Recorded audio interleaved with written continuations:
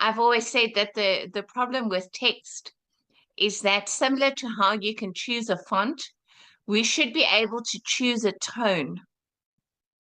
So before we start typing, we all recognize, all right, this is written in a friendly tone, or this is written in an inquiring tone.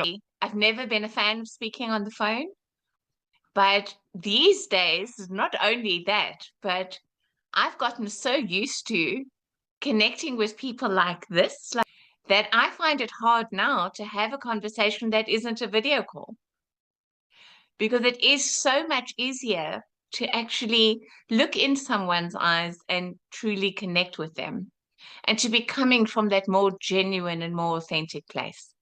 It's not perfect. Things do still go wrong, even face to face. But I think there's less distortion and less interference when we can actually look at one another and have to be actually confronted with the impact of our words and the impact of what we're saying. But having said all that, yes, we are all just human. And one of our greatest teachers admonished us that, we should take the log out of our own eye before we point out the twig in someone else's. And that's such a famous saying and such a famous instruction.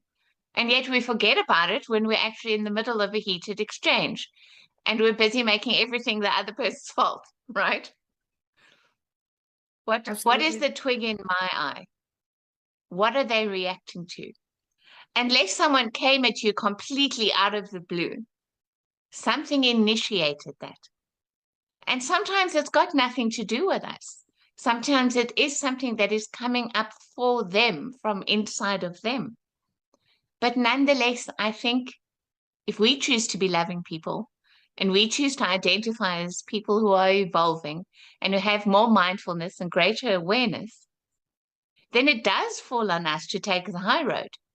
And it does fall on us to be the better person in that situation and do what we can to diffuse or attempt to understand without turning every conversation into a psychology session, I might add. By and large, mostly it's just thoughtlessness. I think very often words escape before there was a moment of forethought about those words. Yeah. And I think for me, it comes down to the permission we've given ourselves or not given ourselves about how we conduct ourselves in life.